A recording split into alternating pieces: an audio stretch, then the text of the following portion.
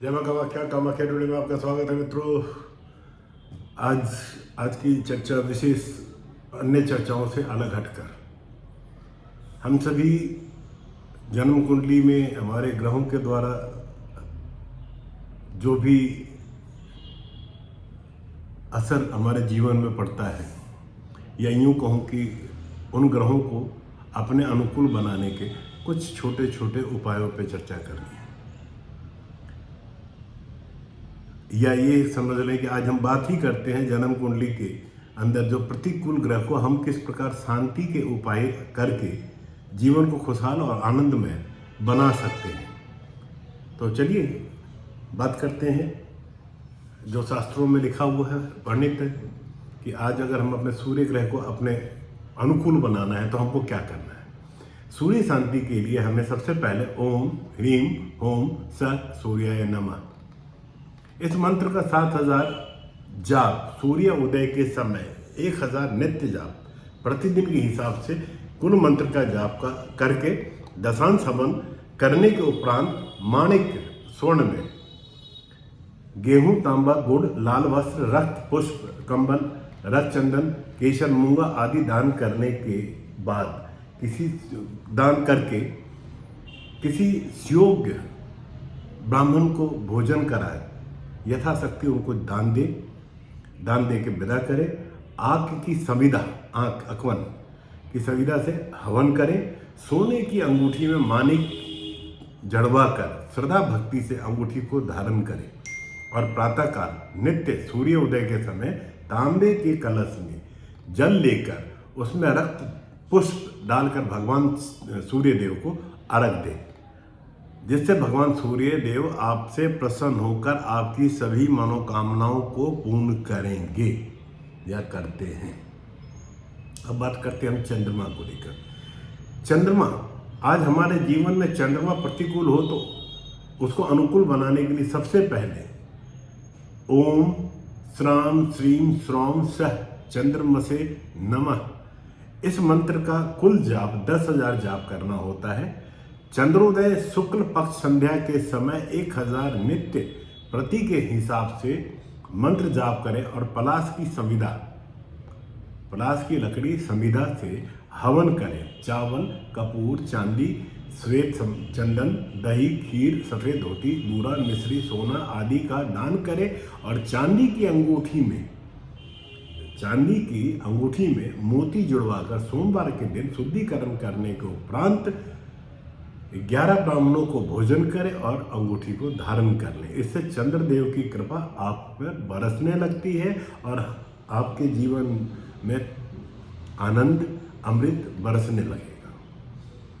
मित्रों, मंगल देव को प्रसन्न करने के लिए हमें सबसे पहले ओम क्राम क्रीम क्रोम सह भौमाय नमः इस मंत्र का शुद्ध भाव से 10,000 की संख्या में जाप करना है चाहिए। 2 घंटे दिन के चढ़ जाने के बाद में हवन करें। तांबा सोने से निमित्त 14 कैरेट की अंगूठी में मूंगा जुड़वा कर धारण करें। तांबा गुड़ धोकर लाल वस्त्र रक्त रेशमी केसरी कस्तूरी लाल चंदन आदि का दान करें। 10 ब्राह्मणों को भोजन कराएं। यथाशक्ति दान देकर उनको विदा करें और मंगल देव की प्रतिकूलता इससे समाप्त होगी और मंगल देव आपके जीवन के तमाम कष्टों को दूर करते हैं। अब हम बात करते हैं साहब बुध का। यदि हमारी जन्म कुंडली में बुध अनुकूल नहीं है तो हमें बुध को अनुकूल करने के लिए सबसे पहले ओम ब्राम रीम रोम सह बुद्धाय नमः 9000 संख्या में जाप करना चाहिए और 5 घड़ी चढ़े उस समय हवन करना चाहिए। दिन के 5वें पहर में 5 घड़ी चढ़ने पर तथा अंगूठी में शुद्ध पन्ना रत्न जड़वाकर बुधवार के दिन धारण करना चाहिए। सोना मूंगा घी हरा रेशमी वस्त्र हरे पुष्प हरे फल कपूर आदि का दान करना चाहिए। 9 ब्राह्मणों को भोजन कराकर यथाशक्ति उनको दान देकर विदा करना चाहिए। इससे आपके जन्म कुंडली में बुध सकारात्मक प्रभाव देने लगेंगे।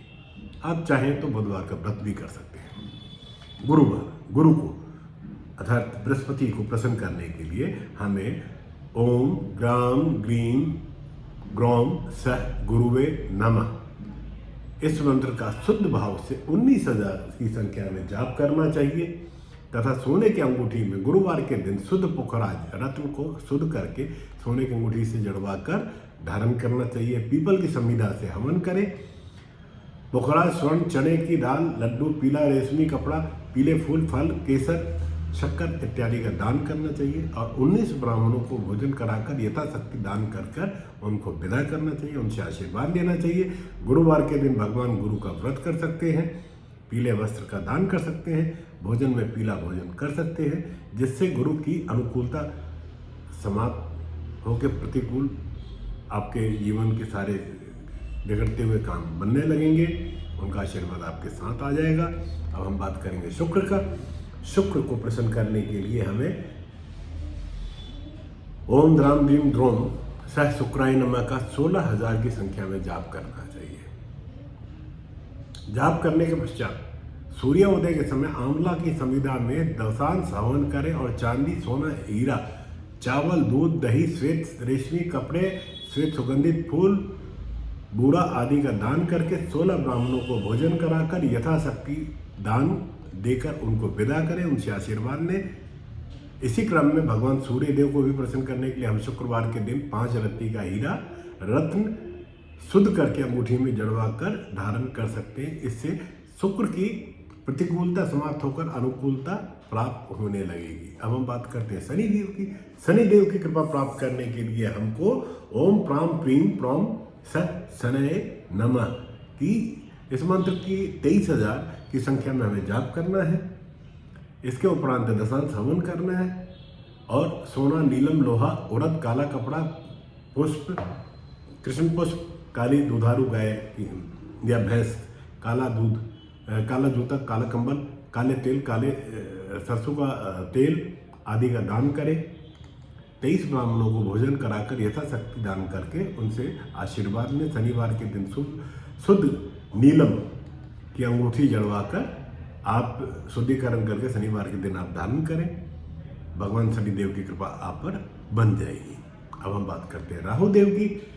जब राहु का ग्रह हमारे अनुकूल नहीं होगा, प्रतिकूल होता, तो हमारे सभी कार्यों में व्यवधान आने लगता है तथा किसी भी कार्य में हमें सफलता प्राप्त नहीं होती, अड़चने आने लगती है। मन में अस्थिरता का वातावरण बनता है तथा स्वाभाविक रूप से मानसिक पीड़ा बढ़ने लगती है। अतः हमें राहु को अनुकूल करने के लिए ओम भ्राम भ्रीम भ्रौम सह राहवे नमः इस मंत्र का 18,000 जाप करना है। जब करने के उपरांत गोमेद रत्न को दशांश हवन करने के उपरांत गोमेद रत्न को शुद्ध करके सोने की अंगूठी में जड़वा कर धारण करना चाहिए। ध्यान रहे राहु के मंत्र जाप रात्रि में ही करें तथा राहु को अनुकूल करने के लिए राहु के प्रिय वस्तुओं का दान कर सकते हैं, जैसे गोमेद, शीशा, सोना, तेल, सरसों तेल, नीले वस्त्र, लोहा, बकरी, काला कंबल इत्यादि। इस प्रकार के मंत्र का जाप करने के उपरांत दशांश हवन करना चाहिए। फिर 18 ब्राह्मणों को भोजन कराकर उनको यथाशक्ति दान देकर उनसे आशीर्वाद प्राप्त करना चाहिए,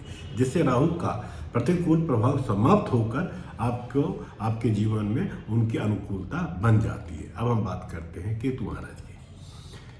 केतु देव को प्रसन्न करने के लिए हमें केतु के मंत्र जो ओम श्राम श्रीम श्रौम स केतवे नमः इस मंत्र की 17,000 रात्रि समय जाप करना है और इसके उपरांत कुशा के संविदा से दशांश हवन भी करना है। तेल, सोना, कस्तूरी, लहसुन, ध्रूम, वस्त्र, नारियल, कंबल, बकरा, लोहा, काली फूल का दान करके 17 ब्राह्मणों को भोजन कराकर यथाशक्ति दान देकर उनसे आशीर्वाद लेना है। आशीर्वाद लेकर जब ब्राह्मणों से आशीर्वाद लेते हैं तो केतु अनुकूल हो जाते हैं और अनुकूल होकर आपके अभीष्ट फलों को फल प्रदान कराने लगते हैं। इसी प्रकार केतु को प्रसन्न करने के लिए सोने चांदी की अंगूठी बनाकर लहसुनिया नाम का एक नग भी आप शुद्ध करके जड़वा कर धारण कर सकते हैं। मैं पुनः केतु मंत्र बोलता हूँ। ओम श्राम श्रीम श्रौम सह केतवे नमः। यह केतु देव के लिए मंत्र है। जिसका आपने 17,000 रात को जाप करना है केतु को अपने फेवर में करने के लिए। अब राहु देव के मंत्र को जो 18,000 बार जाप आपने करना है, वो भी रात्रि को ओम ब्राह्म ह्रीम ब्रौम स राहवे नमः, इसकी संख्या 18,000 है। अब हम बात करते हैं शनिदेव को। शनिदेव का मंत्र जो 23,000 की संख्या में है, ओम प्राम प्रीम प्रौम सह शनय नमः, ये 23,000 की संख्या में शनिदेव को प्रसन्न करने के लिए। अब शुक्र की बात करते हैं जो 16,000 की संख्या में, ओम द्राम द्रीम द्रोम स शुक्राय नमः, ये शुक्र देव को प्रसन्न करने के लिए ये मंत्र आपने जपना है। अब गुरुदेव को प्रसन्न करने के लिए ओम ग्राम ग्रीम ग्रौम सह गुरुवे नमः, ओम ग्राम ग्रीम ग्रौम सह गुरुवे नमः, ये मंत्र आपने जपना है। और इस मंत्र की संख्या